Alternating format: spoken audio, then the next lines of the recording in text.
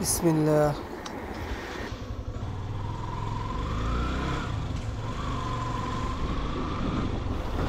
আশা করি সবাই ভালো আছেন। আল্লাহ পাক সবাইকে সুস্থ রাখুক হচ্ছে কামনা আর কি। শুরু হইলো আর কি আমার জীবনের প্রথম মোটো ব্লগ।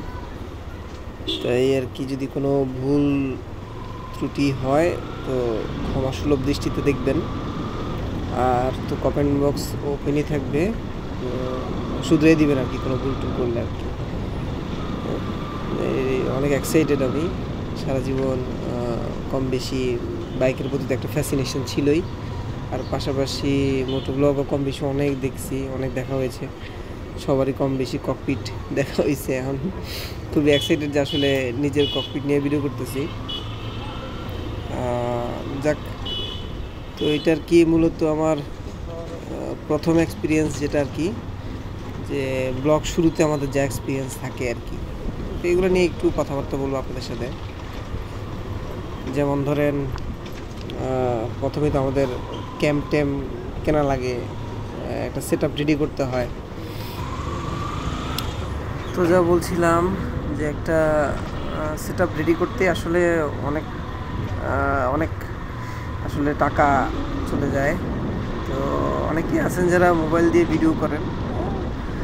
এটা আসলে প্রথম স্টেপটা ভালো, যে আপনার ইনিশিয়াল অবস্থায় আপনার খরচ কিছুটা আপনার সেভিংস হচ্ছে। যে একটা গোপ্রো কিনতে গেলে আসলে অনেক টাকা খরচ করতে হচ্ছে। তো এটা যদি মোবাইল দিয়ে ইনিশিয়াল অবস্থায় যদি করা যায়, তো দেখা যায় যে আপনার অনেক খরচই আর কি সেভ করা যায়। তো আসলে আমরা যারা নতুন ভিডিও করতে চাই, মানে নতুন মোটো ব্লগে যারা নেমেছি আর কি, তারা চাই যে আসলে ক্যামটা নতুন না কিনে সেকেন্ড হ্যান্ড মার্কেট প্লেস থেকে ফেসবুক মার্কেট প্লেস থেকে আমরা কিনবো আর কি, এরকম একটা টেন্ডেন্সি সবার ভিতরেই থাকে। তো আমার যেটা হলো যে আপনার ক্যাম কিনলাম ফেসবুক মার্কেট প্লেস থেকে কিনলাম। তো ভাই ব্রাদার অনেকটাই পরিচিত। তো গেলাম, কিনলাম, কেনার পরে আপনার নিয়ে আসলাম। সব মিলে আপনার গোপ্রো 11 আমার 29,000 টাকার মতো পড়েছে। তো যাক, সমস্যা নাই। তো প্রাইস হিসেবে আমি চিন্তা করছিলাম যে ভালো প্রাইসই পাইছি মার্কেট থেকে। এখন প্রবলেম যেটা হয়েছে যে আপনি যখন একটা জিনিস কিনতে যাবেন, তখন আপনার কিন্তু সেই জিনিসটা নিয়ে কিন্তু কোনো আইডিয়া নেই। তো প্রবলেম যেটা হয় যে যেহেতু আপনার আইডিয়া নাই, তো আপনি কী করেন, হয়তো কোনো ভাই ব্রাদার নিয়ে যান সাথে, যে যাদের কম বেশি এগুলো নিয়ে টুকটাক আইডিয়া আছে। যেহেতু আমার একদম টোটালি কোনো আইডিয়া নেই এই নিয়ে, তো আমি গেছি।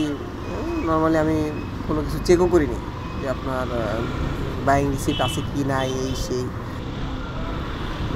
তো আর কি, পরে আপনার যখন গেলাম, তো সাথে মাইক অ্যাডাপ্টার ছিল, উলানজি কেসটা ছিল, পাশাপাশি 2টা ব্যাটারি সহ টেলসিনের আপনার চার্জার বক্স পাইছি।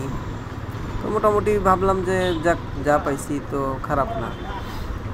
তো পরে তো নিয়ে আসলাম।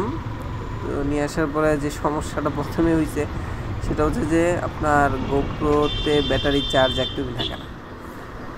তো পরে ভাবলাম যে ঘটনা কি, ব্যাটারি চার্জ থাকতেছে না কেন, এত দাম দিয়ে ক্যাম কিনলাম, ক্যামই কি নষ্ট করলো নাকি, না সব ঠিকঠাক আছে এই সেই।